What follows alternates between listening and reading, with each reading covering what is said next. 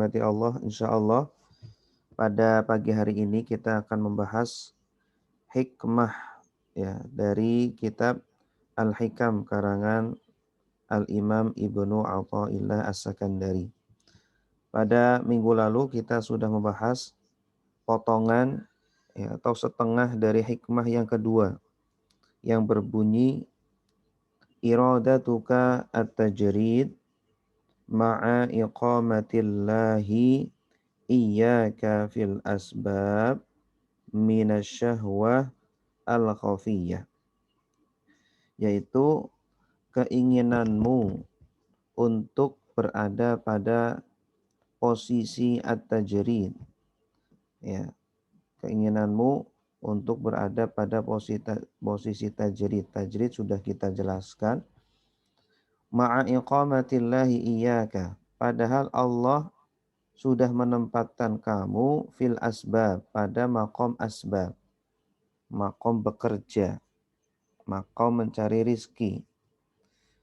Minasyahwah al-khafiyah adalah termasuk syahwat yang samar, adalah termasuk syahwat yang tersembunyi. Ya. Jadi dia ingin fokus beribadah. Dia ingin fokus beribadah. Ya, padahal dia punya kewajiban untuk mencari nafkah. Nah, maka ini adalah termasuk syahwat yang tersembunyi. Ya, sebenarnya dia itu memiliki syahwat yang tersembunyi. Ini tidak baik bagi seorang muslim, tidak istilahnya dia itu tidak menerima dengan posisi yang Allah Subhanahu wa taala tempatkan. Contohnya yang sudah kita contohkan pada pembahasan minggu lalu adalah seorang kepala keluarga atau bapak yang memiliki istri, memiliki anak, maka seorang kepala keluarga tersebut harus mencari rizki, mencari nafkah untuk menafkahi keluarganya. Nah, kemudian ibadahnya di situ. Ibadahnya adalah ketika dia bekerja, mencari nafkah. Jangan malah kemudian dia berpikir, saya tidak mau hanya kesehariannya hanya dunia saja, hanya pekerjaan saja, hanya asbab-asbab saja. Saya ingin langsung meminta kepada Allah.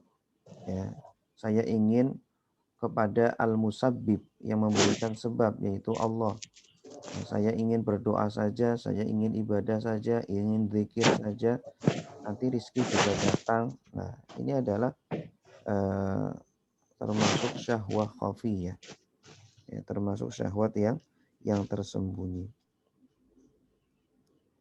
Kemudian setengah dari hikmah ini adalah wa iradatukal asbab. Ini kebalikannya. Wa iradatuka al asbab, dan keinginan kamu untuk berada pada makom asbab ma'a iqamatillahi iyyaka fit tajrid, padahal Allah sudah meletakkan kamu, menempatkan kamu pada makom tajrid. Inhitatun 'anil himmah al-'aliyah, adalah kemerosotan atau penurunan dari semangat yang tinggi. Ya, semangat beribadah yang tinggi. Nah, jadi ada sebagian orang yang Allah tempatkan pada makom makom tajrid, seperti orang-orang atau para mahasiswa atau para pelajar yang sudah dijamin rizkinya oleh orang tua atau oleh lembaga beasiswa. Ya, kewajiban dia hanyalah beribadah dan mencari ilmu atau menuntut ilmu. Nah, kemudian ibadahnya dia ya di situ, ketika dia mencari ilmu, belajar, membaca dan seterusnya. Nah, dia bukan makom dia bukan untuk bekerja, bukan untuk mencari nafkah, tapi fokus untuk belajar menuntut ilmu. Jangan malah dia eh, ingin, wah saya enggak maulah menuntut ilmu terus, enggak maulah saya ibadah terus, saya juga mau bekerja, saya tidak mau merepotkan orang tua, saya tidak mau meminta-minta beasiswa. Nah, justru salah. Ya, pandangan dia yang seperti itu adalah salah. Justru harusnya dia ridho dan menerima dengan tempat atau posisi di mana Allah Subhanahu wa taala tempatkan. Sudah dia fokus saja dengan ibadah, fokus saja dengan menuntut ilmu. Nanti pada masanya juga dia akan berada pada makom asbab. Ketika dia sudah menikah, ketika dia punya tanggung jawab keluarga atau tanggung jawab sosial. Nah, inilah makna ringkas dari potongan dari hikmah yang kedua, ya. Nah, jadi hunaka ashkhasun jarradahumullahu ta'ala an majalit ta'amul ma'al asbab. Kata Asy-Syaikh Muhammad Said Ramadan Al-Buti, ada beberapa orang yang Allah Subhanahu wa taala jadikan dia pada makom tajrid, ya. Jadikan dia pada makom tajrid, artinya dia tanpa bekerja sudah dijamin rizkinya. Dia tanpa mencari nafkah, ya, dia sudah dijamin rizkinya oleh Allah Subhanahu wa taala. Seperti tadi orang-orang atau para pelajar atau para mahasiswa. Nah, au hiya halatun syar'iyyah aw waqi'iyyah tamurru bihim tub'iduhum an majali ta'amul ma'aha. Ya, memang atau dia ini orang-orang yang dikhususkan, ya, pada waktu-waktu tertentu dia punya kondisi untuk fokus ibadah saja, tidak perlu memikirkan masalah nafkah atau masalah harta. Zaidun minan nas masalan laisat fi unuqihi mas'uliyatu zaujatin wala auladin wala ayyin minal aqarib wal arham. Ada orang yang, ya, namanya Zaid. Dia tidak punya kewajiban apapun dari dia tidak punya istri, dia tidak punya anak, ya, atau tidak punya kewajiban apapun yang berhubungan dengan masyarakat, ya. Dia juga bukan presiden, bukan gubernur, bukan orang yang punya kewajiban kepada masyarakat. Maka dia kalau fokus ibadah saja, maka tidak merugikan orang lain. Ya, kalau dia belajar saja, memperdalam ilmu agama, tidak akan merugikan orang lain. Ya, apalagi seumpama dia sudah memiliki tabungan atau harta yang bisa menyokong hidup dia selama bertahun-tahun.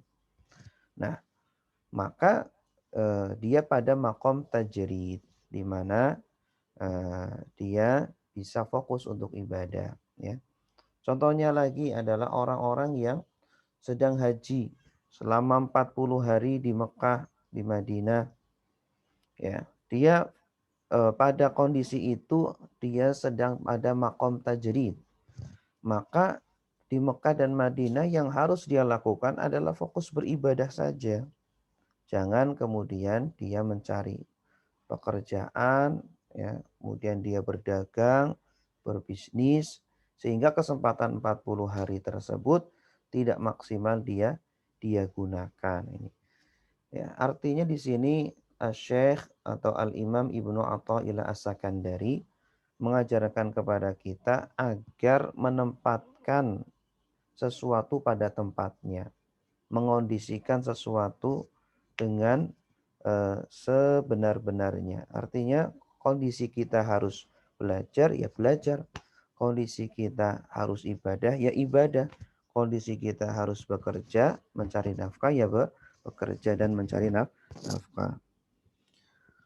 Wa indahu bulghatun minal 'aish wa muqawwamatihi yataqadhafuhu amilani, يختصمان في نفسه يقول له العامل الأول هل أنت تملك من أسباب العيش ما يكفيك فلماذا لا تكتفي بهذه البلغة. Nah ini, oke kita langsung kepada selanjutnya. Nah, jadi makna dari hikmah ini iradatukal asbab ma'a iqamatillahi iyyaka fit tajrid inhitatun 'anil himmah al-'aliyah. Allah sudah tempatkan kamu pada makom ibadah, ya ibadah saja sudah, malah dia ingin bekerja, malah dia ingin berdagang dengan alasan mungkin saya tidak mau merepotkan orang lain, tidak mau membebani orang lain. Ya padahal sudah ada yang menjamin, sudah orang tuanya sudah menjamin, seumpama dia seorang mahasiswa atau seorang santri atau pelajar. Nah, ketika dia ingin bekerja, berarti sebenarnya dia itu sedang mengalami futur atau kemerosotan dalam semangat beribadah. Makna hadzal kalam idza kunta turid antarkana ila da'ah wal kasal i'timadan ala ma 'indaka min bulghatil 'aish fatakul wa tashrabu wa talhu wa tanam ila an tamut fa'lam anna hadhihi hiya hayatul bahaim. Artinya adalah kalau kamu ingin kehidupan kamu itu hanya isinya makan, minum, kemudian tidur, kemudian bermalas-malasan, ya, karena kamu sudah punya bekal hidup, sudah punya tabungan, ya. Ini bukan seperti itu. Maknanya bukan seperti itu. Ini kehidupan seperti ini, gaya hidup seperti ini adalah gaya hidup al-bahaim katanya. Gaya hidupnya hewan, binatang. Ya, bukan berarti seperti itu. Ya, artinya ketika kita fokus, ketika kita tidak bekerja, ya kita fokus beribadah. Ya, semua kita sudah memiliki tabungan untuk kehidupan yang bertahun-tahun, mungkin karena saking banyaknya harta. Tetapi jangan bermalas-malasan. Ya, kita tidak bekerja bukan berarti kita bermalas-malasan. Kita tidak bekerja, maka kita fokuskan dengan ibadah untuk persiapan ke akhirat atau memperbanyak atau memperdalam ilmu agama. Amma in kana qasduka an tattajiha ba'da an ja'alaka Allahu tariqan minal asbab wa huquqiha 'alaika ila dirasati dinillahi azza wa jalla wa khidmati syar'ihi mustaghniyan bidzalika 'anil wadha'if ad-dunyawiyah wa masaliki tawassu' fir rizqi fa hadha huwa nahjus sahih wasuluk al-amsal. Adapun ketika kamu ingin meninggalkan pekerjaan, meninggalkan asbab-asbab rizki, tapi kamu sudah punya tabungan, sudah punya harta yang cukup, ya, atau sudah ada yang menjamin, maka kemudian kamu menyibukkan diri untuk memperdalam ilmu agama atau menyibukkan diri untuk beribadah. Nah, ini yang benar seperti itu. Ini yang benar seperti itu, bukan malah bermalas-malasan.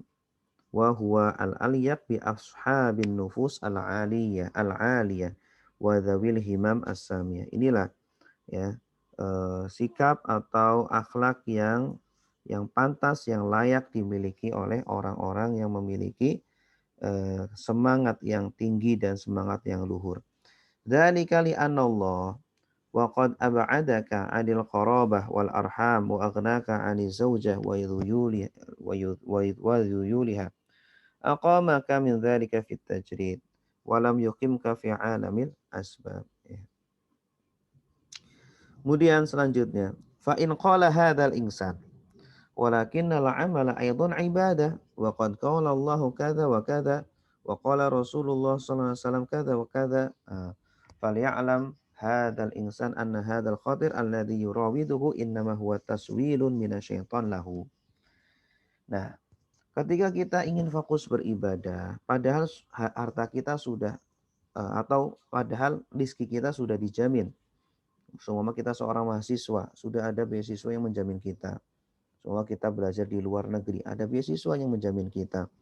Atau kita di pesantren, atau kita di kota luar kota, ya. Kemudian kita sudah dijamin oleh orang tua. Kemudian ada yang mengatakan, hei, kamu belajar saja, kamu nggak bekerja, kamu nggak mencari nafkah, kamu jangan bermalas-malasan. Bukankah Allah sudah memerintahkan kita untuk bekerja, jangan bermalas-malasan. Rasulullah juga di dalam hadis-hadisnya bersabda bla bla bla bla bla. Kenapa kamu bermalas-malasan? Nah, katakan kepada dia, saya tidak bermalas-malasan. Saya itu belajar, saya menuntut ilmu. Nah, saya itu beribadah. Saya tidak bekerja, bukan berarti saya bermalas-malasan karena rizki saya sudah ada yang menjamin. Rizki saya sudah ada dari beasiswa, dari orang tua. Nah, sedangkan posisi saya sekarang adalah untuk belajar atau beribadah. Wa annahu laisa illa natijatu inhitatin minal himmah al-aliyah. Jadi kalau dia malah balik, malah dia inginnya bekerja mencari nafkah, maka sebenarnya itu adalah penurunan dari semangat beribadah. Walau kana hadzal khatir rabbaniyan sahihan idzan lakana alaina an nusaffiha amala asyaratil wafidin ila hadhil baldah fi kulli amin ini. Kalau seandainya perkataan tadi benar, artinya orang yang sudah ditempatkan pada makom tajrid ini tidak baik karena dia tidak bekerja. Seandainya ini benar, maka para mahasiswa atau para pelajar yang belajar ke luar negeri, ya, yang mereka itu tidak bekerja di sana, tetapi hanya mengandalkan beasiswa atau mengandalkan dari orang tua, maka mereka tidak berada di jalan yang benar dong. Nah, tidak sedemikian. Yang benar mereka itu berada pada jalan yang benar, ya, karena mereka makomnya adalah makom tajrid, ya.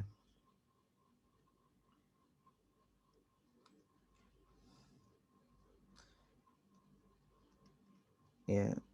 Nah, jadi haula'i asyabab madamu lam yaqta'u anfusahum an mas'uliyatin 'ailiyah au ijtima'iyyah au siyasiyah anatahallahu bihim indama ja'u yantaji'una ulumal islam fi hadhil baldah fa inna la budda an nanzura ilaihim bi'ainil ibkar wa an na'uddahum sinfan mutamayyizan minal bashar nastarhimu nastarhimullaha bihim. Jadi para mahasiswa, para pelajar yang belajar di luar negeri, ya, di Mesir atau di Saudi Arabia atau di Damaskus, di Maroko, Sudan, atau di Eropa atau di Australia, dimanapun tempatnya, ketika mereka datang ke luar negeri dengan bermodalkan beasiswa dari pemerintah atau dari universitas di mana mereka belajar, sudah dijamin rezekinya, ya. Mereka tidak punya tanggung jawab keluarga, ya, tidak harus memberikan nafkah kepada keluarga, tidak punya tanggung jawab sosial, artinya dia bukan seorang presiden atau seorang gubernur atau bupati atau ketua RT, ketua RW, tidak ada tanggung jawab sosial dan juga tidak ada tanggung jawab politik, ya. Maka dia tidak punya tanggung jawab apa-apa kecuali pada dirinya. Maka ketika mereka datang ke luar negeri, mereka mencari ilmu agama atau mencari ilmu umum, ya. Sebenarnya mereka adalah kelompok khusus, kelompok istimewa, kelompok yang berbeda dengan orang-orang yang lainnya. Kalau orang-orang yang lainnya, mereka harus bekerja, harus mencari nafkah.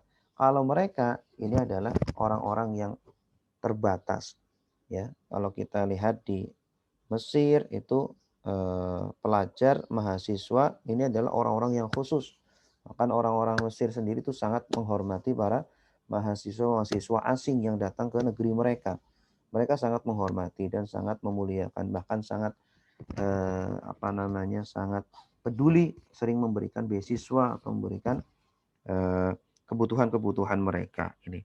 Karena mereka adalah sinfun mutamayyiz, ya, kelompok yang istimewa dari para manusia. Nanti ketika mereka kembali ke negaranya masing-masing akan memberikan atau menyebarkan ilmu-ilmu yang mereka dapatkan. Walakin law anna rajulan wada'ahu Allah Ta'ala tahta mas'uliyati zawjatin wa auladin aw tahta mas'uliyati ri'ayatin siyasiyah aw ijtimaiyah li ummatihi aw ahli bahdatihi fataraqal mahammah allati aqamahu Allah 'alaiha wa ja'ala minhu sababan li islahi halin aw li tahqiqi khairin wa aqbala ila misli hadhihi al-balda yatlubul ilma aw sa'a ila al-indimaj fi sufufil mujahidin fahuwa mukhalifun bidzalika li nizamil Islam hadiyah. Nah, sebaliknya kalau ada seorang bapak-bapak, dia sudah punya istri, punya anak, dia harus bekerja, harusnya di sini di Indonesia harus bekerja, harus mencari nafkah. Malah pengennya apa? Oh, saya pengennya belajar aja lah. Saya pengennya memperdalam ilmu agama ini. Istri saya gimana? Wah, terserah. Nanti saya serahkan kepada Allah sajalah. Saya tawakal saja sama Allah. Nanti juga dia bisa makan, dia bisa minum. Anak saya juga seperti itulah. Nah, ini malah salah, ya, malah salah. Atau dia, wah, saya pengen menjadi mujahid sajalah. Saya ingin berperang melawan Israel sajalah. Istrinya gimana? Suami, ininya gimana pasangannya? Anaknya gimana? Oh, atau dia seorang kepala sekolah, dia punya tanggung jawab terhadap sekolah, terhadap muridnya, terhadap guru-guru, atau dia punya jabatan-jabatan tertentu di masyarakat, ya, atau dia seorang dokter, dia harus mengobati pasien-pasiennya. Dia tinggalkan semuanya itu, sehingga urusannya terbengkalai di negerinya itu. Oh, dia ingin keluar negeri, dia ingin ibadah, ingin dakwah, atau ingin berjihad. Nah, ini malah salah. Seperti ini malah menyisihi atau menyalahi aturan atau an-nizamul Islam, aturan dan petunjuk Islam gitu. Jadi semua orang sudah ditempatkan pada tempatnya masing-masing. Jangan malah kita melihat orang lain iri pengen ada di tempatnya dia, seperti itu. Ya, terkadang rumput tetangga lebih hijau gitu ya. Wa min huna na'lam anna syar'a huwal mizan alladhi bihi yu'limu halal insan. Ahiyya hala tajarrudin wa taharrurin minal asbab. Ahiyya amhiya halu taqayyudin biha wa ta'amulin ma'ah. Nah, bagaimana caranya kita bisa mengetahui kita berada di makom asbab atau makom tajrid? Kita pada makom asbab artinya kita harus mencari nafkah, mencari rizki. Atau kita pada makom tajrid artinya kita tidak perlu mencari rizki, sudah ada yang menjamin. Kita hanya perlu apa? Beribadah, atau kita perlu belajar menuntut agama ilmu, atau kita seorang mujahid berjihad. Ya, maka yang menentukan itu adalah syariat, ya. Ya, agar kita tahu kita berada pada makom mana adalah kondisi kita menurut pandangan syariat itu dalam kondisi apa? Oh, kondisi saya adalah seorang bapak yang punya istri, punya anak. Nah, menurut ilmu fikih syariat, seorang bapak harus menafkahi istrinya, harus menafkahi anak-anaknya, keluarganya. Oh, saya seorang bupati, oh saya seorang camat atau lurah atau ketua RT atau punya tanggung jawab sosial. Oh, berarti secara syariat saya harus bertanggung jawab kepada masyarakat, kepada keluarga. Nah, bukannya malah saya mencari pekerjaan lain, mencari kesibukan lain. Nah, itu yang menentukan kita berada di makom tajrid atau asbab adalah kondisi kita secara syariat, pandangan syariat itu di mana. Oh, saya seorang bujangan, seorang atau ya seorang bujangan yang belum punya istri, belum punya anak, tidak punya tanggung jawab sosial, masyarakat, tidak ada kewajiban apa-apa, nganggur saya, ya. Tapi saya mau belajar nih, nganggur tapi ingin belajar, menuntut ilmu. Nah, alhamdulillah dapat beasiswa, ya sudah, kewajiban dia adalah belajar. Oh, saya seorang TNI, seorang ABRI, kewajiban saya itu adalah menjaga perbatasan, menjaga perbatasan negara agar tidak dimasuki oleh musuh-musuh atau orang-orang penyelundup-penyelundup. maka kewajiban dia di sana. Udah, dia menjaga perbatasan atau dia berjihad melawan musuh-musuh Islam, ya berperang melawan Israel seumpama. Kewajiban dia di sana. Ya, jangan memikirkan oh gimana istri saya nanti apa namanya makannya, anak saya makannya gimana. Nah, kalau dia sudah dijamin ya, istrinya sudah dijamin, anaknya sudah dijamin, ya sudah fokus untuk berjihad. Nah, ini jadi kalau ternyata dia terbalik ingin kepada dia sedang di makom tajrid, kemudian ingin kepada makom asbab, maka ini adalah al-hubut anil himmah al-aliyah. Turun atau kemerosotan dari semangat yang tinggi, semangat beribadah yang tinggi. Wa ilaika ta'ifatun minat tatbiqat allati tubashiruka bihadzal qanun asy-syar'i ad-daqiq wa subul ta'amul ma'ahu. Ada beberapa contoh-contoh lain yang berkaitan dengan hikmah ini, yaitu contohnya majmu'atun minan nas. Ada sekelompok manusia tawajjahu hujjajan ila baitillahil haram. Sekelompok manusia yaitu kloter haji ya. Di musim haji kan dari Indonesia itu kan berapa juta? Semua 2 juta. 2 juta dari Indonesia datang ke tanah suci Mekah dan Madinah. Mereka dikhususkan selama 40 hari untuk beribadah saja. Tidak perlu memikirkan rizkinya. Karena ya salah satu syarat haji adalah dia sudah mampu secara rizki. Artinya untuk dirinya, kehidupan dia di Mekah dan di Madinah selama 40 hari dia mampu. Untuk keluarganya yang ditinggalkan di tanah air juga sudah ada. Nah, berarti dia pada makom tajrid ketika itu. Ya, jadi seseorang itu kondisinya itu bisa berpindah-pindah. Terkadang di makom tajrid, terkadang di makom asbab. Ya, tergantung kondisinya sesuai pandangan syariat. Ketika dia itu sudah dapat panggilan haji, ya berarti dia pada makom tajrid. Nah, maka selama 40 hari di Mekah dan Madinah, di Saudi Arabia sana, maka kewajiban dia adalah beribadah. Jangan malah mencari pekerjaan. Jangan malah nyambi ini dan itu, gitu.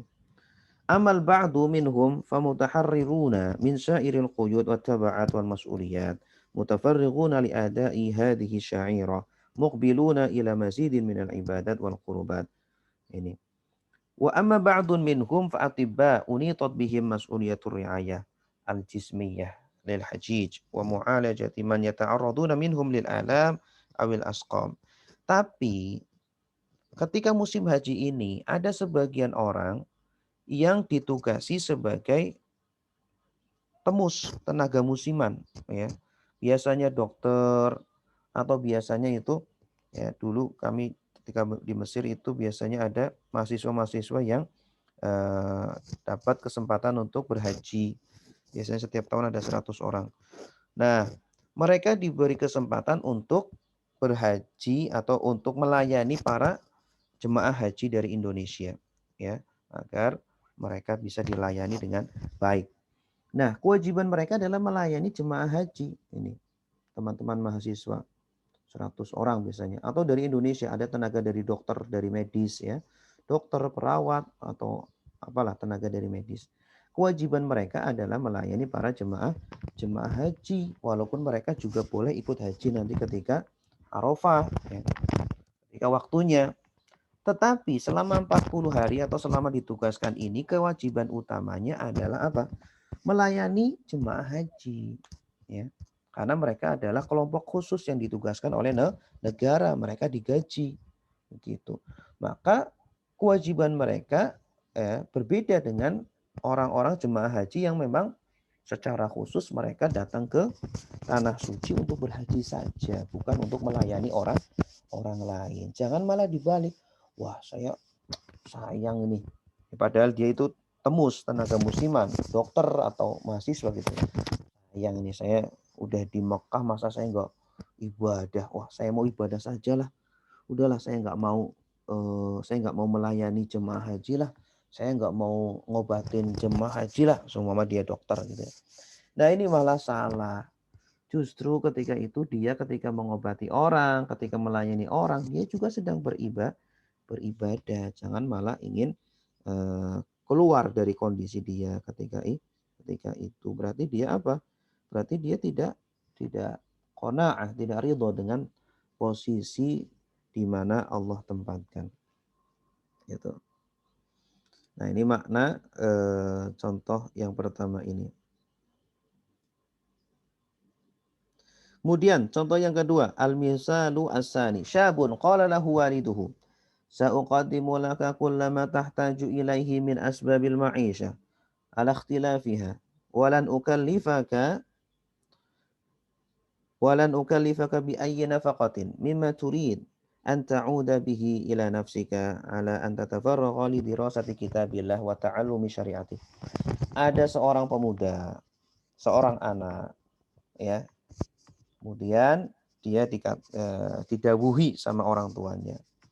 Orang tuanya bilang, "Nak, kamu tidak perlu bekerja. Kamu tidak perlu memikirkan makannya gimana, ya, kesehariannya, uangnya dari mana, tidak perlu memikirkan itu. Ya, Bapak, alhamdulillah ada rezeki, ada tabungan, biar kamu bisa belajar ke luar negeri sana. Sana belajar ke Mesir, Al-Azhar. Nah, Bapak akan kasih kamu bekal setiap bulan, Bapak kirim uang, ya. Kamu belajar saja di Mesir sana. Belajar ilmu syariat, belajar Al-Quran, belajar hadis, perdalam ilmu itu. Biar kamu pulang nanti jadi ulama." Nah, anak tersebut sudah dijamin oleh bapaknya. Maka ketika itu anak tersebut pada makom apa? Pada makom tajrid. Ya, pada makom tajrid. Jangan malah ketika di sana kemudian dia bekerja, kemudian dia mencari nafkah. Dan ini banyak ya mahasiswa seperti itu yang mungkin karena mungkin tidak mau merepotkan orang tua ya. Kecuali kalau memang orang tua tidak sanggup ya. Orang tua tidak sanggup, tidak bisa membiayai, ya gimana lagi. Ya dia mungkin harus bekerja. Tapi kalau orang tuanya sanggup, bisa ngasih biaya hidup setiap bulan, atau mungkin di sana dia bisa mencari beasiswa, dan di Mesir itu beasiswa sangat banyak sekali. Ya, berbeda dengan Indonesia dan sangat mudah diperoleh di sana. Nah, dia malah tidak mencari beasiswa, malah pengennya bekerja. Alasannya, saya tidak mau minta-minta lah. Minta-minta gimana? Mencari beasiswa kok. Nah, maka ketika itu harusnya dia malah belajar ya. Kalau perlu dia mencari beasiswa kalau tidak ada bekal dari orang tua. Seperti itu. Wala yuqalu limisli hadzal insan inna syar'a ya'muruka bitasabbub lirizqi wa yanha 'anir rukun ilal batala. Ya, jadi mahasiswa tersebut ya jangan disuruh untuk bekerja, jangan disuruh untuk mencari nafkah, justru disuruh untuk apa? Untuk belajar saja, fokus dengan ilmu agamanya gitu. Karena kesempatan dia berada di negeri kiblatul ulama, kiblatul ilmi wal ulama, kiblatnya ilmu dan ulama. Itu. Ini juga pengalaman seperti ini pernah dialami oleh Syekh Muhammad Said Ramadan Al-Buti ya. Syekh Buti itu pernah ketika beliau berumur sekitar 15 tahun, beliau kisahkan di sini di kitabnya ini. Beliau sudah dikatakan sudah didhawuhi sama orang tuanya. Ya. Orang tuanya mengatakan kepada beliau sini. Mana ini? Nah, wa yantabiqu hadzal misal alayya fi awwali ahdi bidirasah. Jadi contoh tadi yang beliau contohkan itu sama persis kejadiannya seperti yang menimpa beliau ketika awal-awal beliau menuntut ilmu, ya.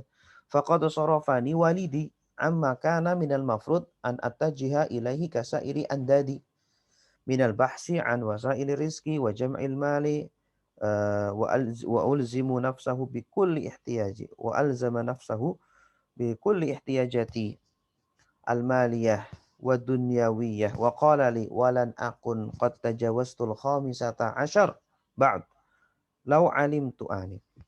Jadi dulu ketika beliau umur 15 tahun, belum sampai 15 tahun lah ya, masih kecil.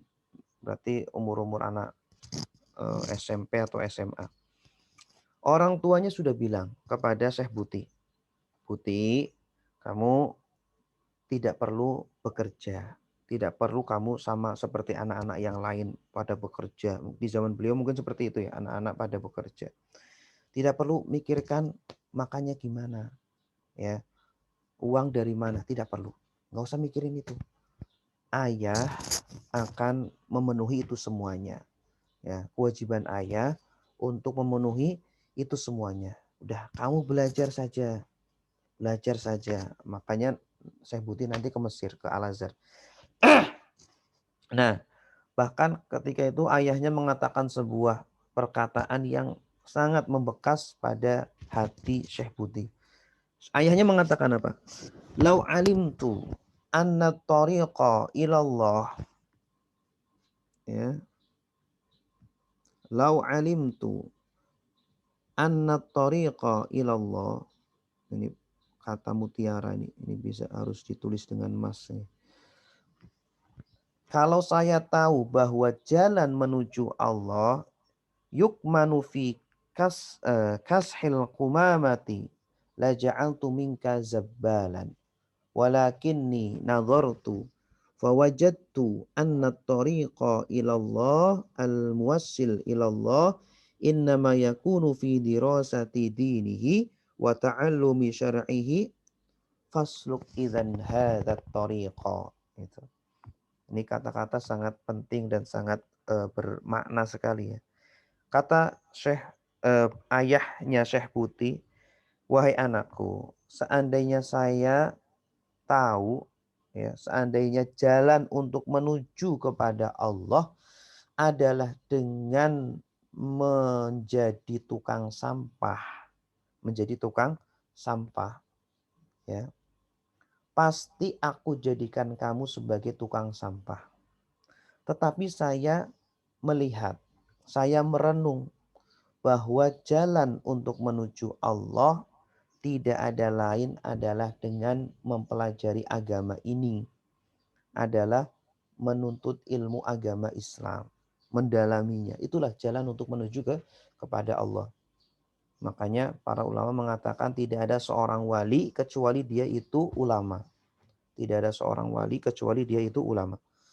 Nah, maka saya tahu, ayahnya Syekh Buti, ketika saya melihat bahwa ternyata jalan menuju Allah tidak ada lain kecuali mempelajari agama ini, ya, maka saya jadikan kamu untuk mempelajari agama ini. Fasluk idzan hadza thariq. Maka tempuhlah jalan ini wahai Buti, anakku. Karena inilah satu-satunya jalan untuk sampai kepada Allah Subhanahu wa taala. Nah, maka kata-kata tersebut terus dipegang oleh Syekh Buti terngiang-ngiang ya, padahal ketika itu teman-temannya meminta atau mengajak beliau untuk ikut bekerja bersama. Ayo Buti kerja di sini, gajinya besar. Ayo Buti, kamu jangan mengandalkan orang tua terus, kasihan. Nah, digoda dan digoda terus. Tapi Syekh Buti terus memegang perkataan orang tuanya tersebut sampai akhirnya beliau ya, S1, S2, S3 selesai dan kembali ke negaranya. Dan beliau baru paham perkataan orang tuanya itu setelah beliau sudah tua. Gitu. Wa aqad aqbala ilayya jam'un min ar-rifaq an dzaka yad'unani ila sayr ma'ahum fi tariqil qadhi wal kifah min ajri rizqi wa jam'il mal. Ini teman-temannya itu dulu itu ya banyak yang mengajak beliau untuk bekerja gitu, tapi beliau menolak ya. Ternyata perkataan orang tuanya benar dan terbukti Syekh Buti menjadi ulama besar dari Damaskus gitu. Nah, selanjutnya al-misal as-salis, contoh yang ketiga. Nah, ini ada contoh yang ketiga.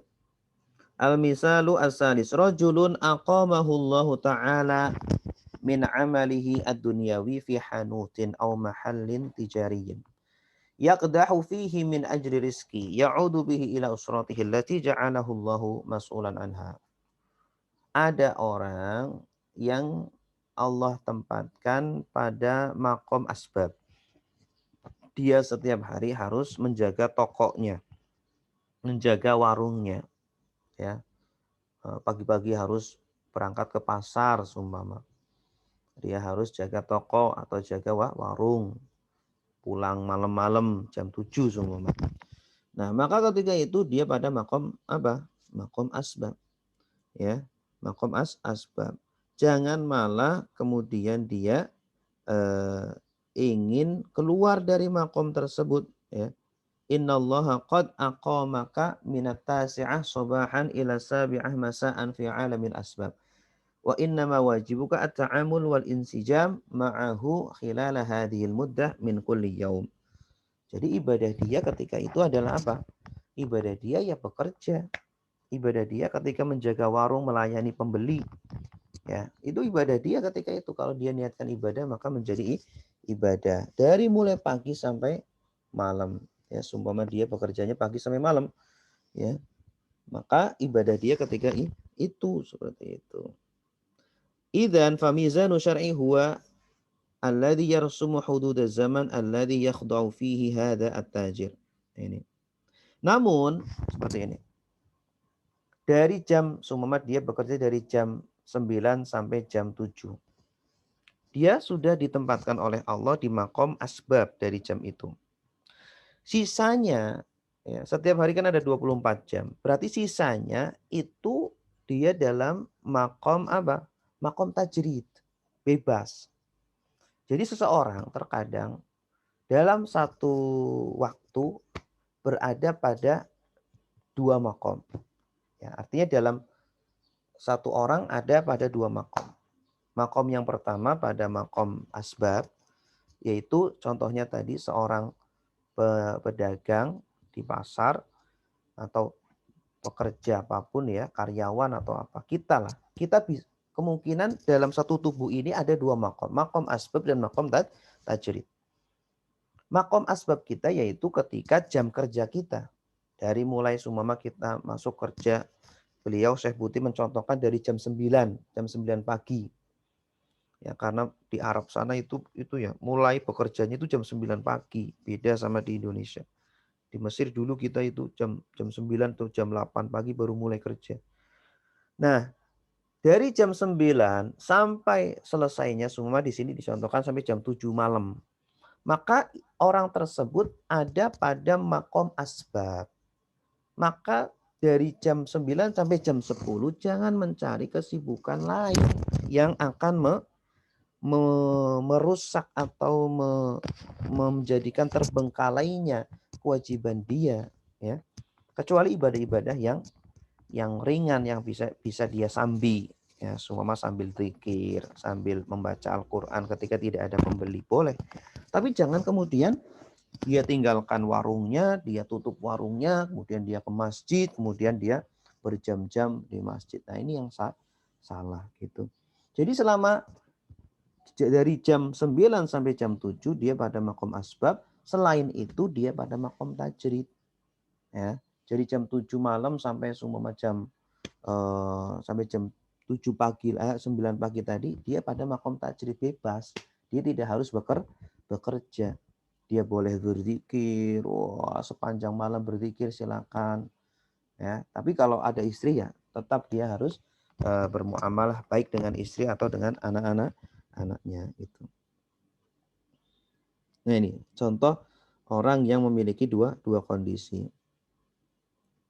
Nah, ini beliau juga Syekh Buti menjelaskan ada sebuah kebiasaan di masyarakat di daerah Damaskus, ya. Karena beliau memang orang Damaskus. Dan ini kebiasaan yang sangat baik, sangat bagus sekali walaupun sekarang sudah tidak ada lagi kebiasaan itu. Wa inni la adzkuru ahdan madha. Saya ingat dahulu, di zaman dahulu itu ada sebuah kebiasaan masyarakat yang bagus lah. Karena aksarul ladina yasfikuna fil asfaq min tujari hadhil baldati yutabbikuna hadhi hikmah allati yaquluha ibnu Athaillah bal yaqdi biha syar'a wad din ka'addaqi ma yakunu tadbiq wala adribu Misalan bisukin madhat basya, nama pasar. Alladzi kana al-multaqal awwal li kibari tujari Dimashq. Ya, ini pasar ini adalah pasar terbesar di Damaskus. Nah, di Damaskus ada pasar namanya Madahat Basya. Pasar ini itu pasar yang menerapkan hikmah Ibnu Athaillah As-Sakandari tadi yang disebutkan. Benar-benar menerapkan, sangat sangat bagus sekali. Ya, kemungkinan ya mereka sudah karena orang-orang dahulu yang ngaji dulu, yang mereka bekerja, mereka juga ngaji ya. Bagaimana menerapkannya ya? Padahal ini pasar terbesar ya di daerah Damaskus sana. Lam yakun hadha suq yastayqidu lil haraka at-tijariyah qabla al-'ashirah sabahan. Wa lam yakun yastamiru illa ilama qabla adzanil maghrib bisa'ah. Pasar ini dulu ya, itu tidak buka kecuali setelah jam 10 pagi. Jadi jam 10 pagi ke bawah ya sampai subuh malam itu pasar tutup, tidak ada kegiatan apa-apa. Nah, kalau di kita kan di Indonesia kan malah kebalikannya ya, jam 10 ke bawah itu rame, malah itu lagi rame-ramenya. Dan jam menjelang maghrib beberapa mungkin 1 jam ya, 1 jam menjelang maghrib pasar itu pasti sudah tutup ya, qoblal maghrib bisa 1 jam, berarti jam 5, semua jam 5. Sekitar jam 5 sore, pasar itu pasti sudah tutup. Brut, langsung kompak gitu ya. Kok bisa seperti itu? Nah, apa yang mereka lakukan, para pedagangnya itu ngapain sebelum jam 10 dan setelah jam 5 sore. Fi hadhihi sa'at minan nahar, kana suq yashhadu nasyatan tijariyan 'aliyan. Dari jam 10 pagi sampai jam 5 sore, pasar sangat-sangat ramai dan sangat sibuk. Ya, orang-orang berjual, berdagang, para pembeli pada membeli. Itu sangat ramai. Ya, seperti kita di pasar Tanah Abang atau di pasar mana saja. Itu sangat ramai sekali dari jam 10 sampai jam 5 sore. Fa'idha danat sa'atul maghrib azlama suq. Ketika menjelang waktu maghrib sekitar jam 5 sore, lampu-lampu pasar langsung dimatikan. Ya, memang sudah kebijakan dari sana, mungkin dari pemerintahnya sudah ada kewajiban seperti itu. Wa aghlaqat al-hawanit, orang-orang langsung otomatis menutup toko-tokonya, para pedagangnya. Sudah kesadaran langsung. Wa ghabat anhul harakah wa dabbat fihi al-wahsyah, langsung pergerakan pasar langsung tidak ada, langsung berhenti semuanya.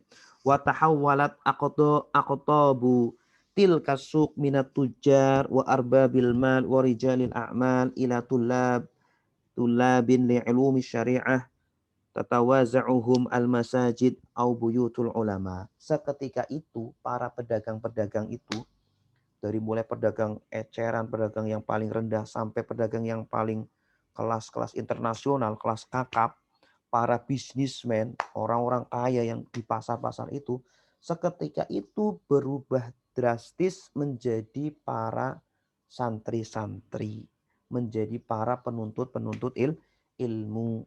Ya, padahal mereka umurnya bermacam-macam, ada yang muda, ada yang tua, ya, ada yang sudah sepuh. Semuanya berubah, pasar berubah menjadi pesantren istilahnya kita. Orang-orang semua berubah menjadi memakai baju santri, berpeci, pergi ke masjid, belajar dengan para ulama. Jam berapa? Sebelum jam 10 pagi dan setelah jam 5 sore. Semuanya belajar, Masya Allah. Mereka pergi ke masjid atau ke rumah-rumah para ulama. Wa qad ta'abbata kullun minhum kitabahu fil fiqhi, ada yang belajar fikih, awit tafsir, ada yang belajar tafsir, awil aqidah, ada yang belajar aqidah.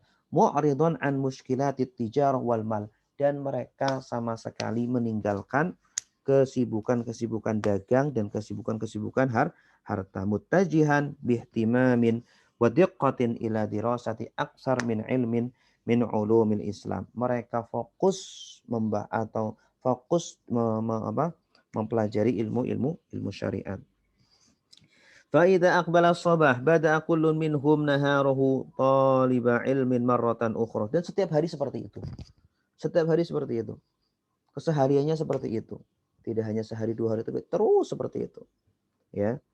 Nah, ini dulu ya. Kalau sekarang sudah tidak lagi. Nah, ini sayang sekali. Ya. Nah, ini salah satu contoh masyarakat yang menerapkan hikmah Ibnu Athaillah. Artinya masyarakat ada saatnya dia pada makom asbab. Contohnya tadi dari jam 10 sampai jam 5 sore. Pada makom asbab. Udah fokus dagang aja fokus. Selain itu dia pada makom tajrid. Nah, ketika itu dialah fokus untuk beribadah atau menuntut ilmu. Dan ini ya harusnya kita sebagai muslim di Indonesia pun harusnya seperti itu. Betapa sekarang orang itu tidak mementingkan ilmu agama, ya. Sepanjang 24 jam fokus kerja di kantor kerja, di rumah juga kerja. Ya, padahal ya, harusnya dia ada waktu khusus bekerja, ada waktu khusus. Kalau pemerintah menetapkan sehari 8 jam ya sudah fokus 8 jam bekerja. Tidak perlu mikirkan yang lain, fokus pekerjaan.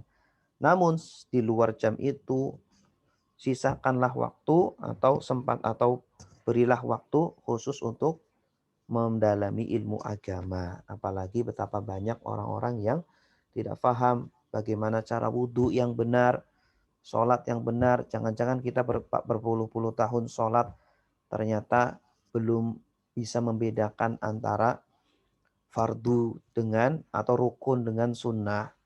Belum bisa membedakan antara air mutlak dengan air mustakmal, dengan air musyammas. Belum bisa membedakan antara hadas asghar dengan hadas akbar, hadas kecil dengan hadas besar. Nah, ini justru yang akan ditanyakan oleh Allah Subhanahu wa taala kelak di akhirat. Kalau kita tidak tahu perkara-perkara dasar basic seperti ini, ya, yang menjadikan sahnya ibadah atau menjadikan diterimanya ibadah. Nah, ini yang justru akan menjadi naudzubillah menjadi bumerang di akhirat. Makanya hikmah Ibnu Athaillah As-Sakandari ini yang nomor 2 ini sangat baik, sangat bagus sekali jika diterapkan oleh kaum muslimin. Baik, Bapak Ibu yang dimuliakan Allah, demikian yang bisa kami sampaikan, ya. Mungkin tidak bisa kami baca semuanya karena terlalu panjang, jadi saya intisarikan dari apa yang dijelaskan oleh Syekh Muhammad Sa'id Ramadan Al-Buti rahimahullahu taala dari hikmah yang disebutkan oleh Al-Imam Ibnu Athaillah As-Sakandari rahimahullahu taala. Semoga kita mendapatkan keberkahan ilmu yang bermanfaat dari beliau-beliau, ya. Semoga kita termasuk dianggap sebagai muridnya dan bisa berkumpul di surganya saya. Amin ya rabbal alamin. Baik, Bapak Ibu, sebelum kita tutup mungkin ada yang mau bertanya, kami persilahkan. Fadhol.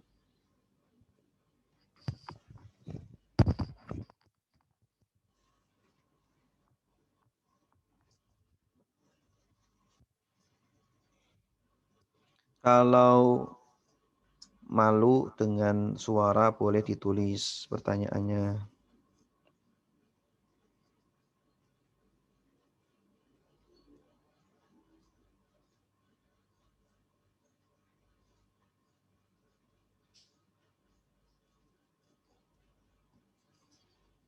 Silakan, ada pertanyaan?